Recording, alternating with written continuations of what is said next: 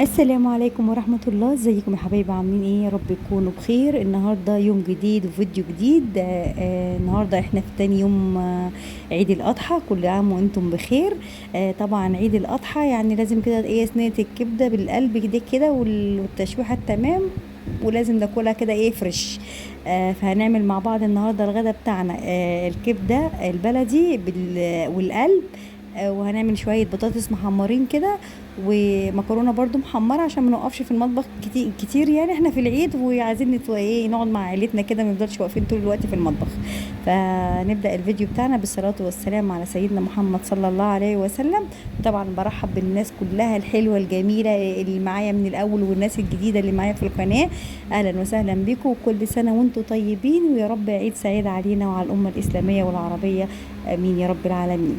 نبدأ بقى الفيديو بتاعنا. هنا أول حاجة كده حطيت شوية زيت صغيرين في الطاسة، سبتها تسخن قوي على النار، ونزلت بمعلقة توم كده مهروس، وحطيت القلب الأول عشان طبعا بيبقى بياخد سوا شوية على الكبدة.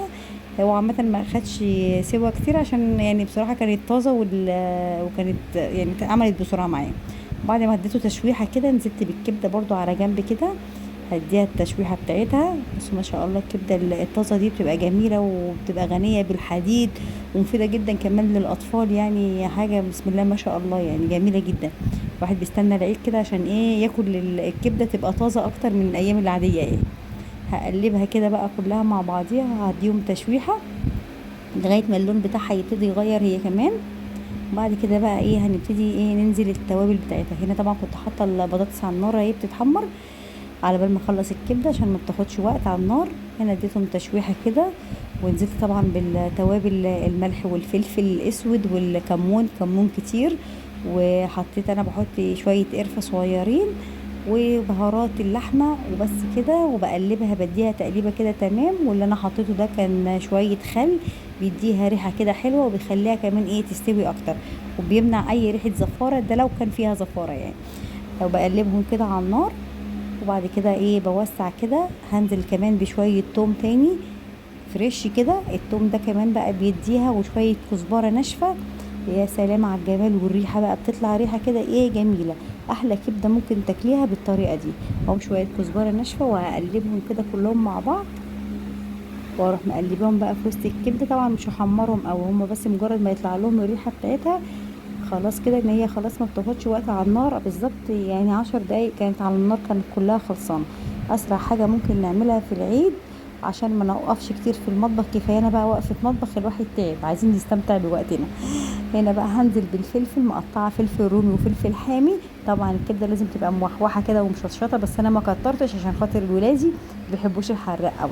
يا دوب كده ايه حطيت حبه صغيرين. هقلب بقى كده اخر تقليبه الفلفل مع كله. طبعا مش هخلي الفلفل يدبل عشان خاطر ايه هو لازم يبقى ايه مخضر كده وبيقرش مع الكبده. خلاص كده الكبده بتاعتي خلاص خلصت، ما خدتش وقت خالص، وكمان كانت البطاطس اتحمرت.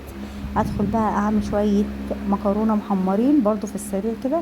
الاكله كلها بصراحه ما اخدتش نص ساعه مني وطلعت من المطبخ. كانوا مستغربين قوي ان انا طلعت بسرعه يعني. فقلت لهم لا، ده احنا في العيد بقى لازم اكل كده في السريع.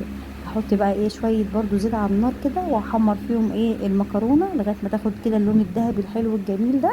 اسرع حاجه ممكن اعملها المكرونه المحمره. ام صلصه دي بقى بتاخد مني وقت بصراحه، وانا ما بحبهاش، بتبقى تقيله. دي بقى بتبقى اخف.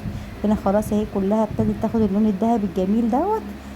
التركه بقى بتاعتي انا بعملها بطريقتي الخاصه. شويه توم كده شويه صغيرين، واتفرجوا على الجمال والريحه. هقلبهم كده كلهم مع بعض لغايه يعني ايه مش هيتحمروا، هم هيطلعوا بس ريحتهم كده. طبعا التوم المهروس ده انا كنت عاملاه معاكم قبل كده على القناه، يرجعوا للفيديوهات هتشوفوه. بصوا من ساعه ما عملته لغايه دلوقتي الحمد لله لونه زي ما هو، ولا اصفر ولا اي حاجه. وبعد كده بقى هنزل عليها هنا قوطه طماطم مقطعاها صغير، وفلفل اخضر، ومرق الدجاج، وشويه فلفل اسود. وطبعا هحط الملح بتاعي، هظبط الملح بتاعي. هنا هقلبهم كده كلهم مع بعض، وهنزل بقى بميه تكون بتغلي، تكون مجهزاها في الكاتل اهو زي ما احنا شايفين. لو عندك شوربه يبقى كمان يا جماله، يعني هتدي طعم احلى، بس انا ما كانش عندي شوربه، حبيت اعملها كده ايه بالطريقه العاديه بتاعتها، ارديحي يعني زي ما بنقول. وهقلبها كده وهظبط الملح بتاعي وهسيبها على النار تتشرب زيها زي الرز. وهنا خلاص كانت استوت. بصوا الشكل، بصوا الطعم، ايه الجمال ده. وكمان الطعم والريحه مش قادره اقول لكم، كانت بصوا كده ايه جوسي كده، تحسوا ان هي معموله بالشوربه. خلاص كده الاكله بتاعتي خلصت والله، يعني فعلا ما اخدتش وقت مني. كل الاكل ده ما اخدش نص ساعه على النار كله، من اول ما ابتديت دخلت المطبخ نص ساعه بس وطلعت.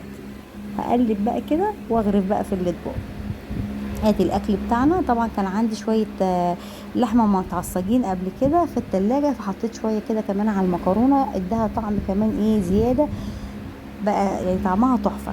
وادي الغدا بتاعنا النهارده كان في السريع الاكله بتاعتنا النهارده. اتمنى يا رب ان الفيديو النهارده يعجبكم. ما تنسونيش بقى يا حبايبي لايك وفي الشير واشتراك في القناه. اشوفكم على خير ان شاء الله الفيديو الجاي. طبعا دي المواعين اللي كانت متبقيه هكملها بقى، وان شاء الله اشوفكم على خير. باي باي.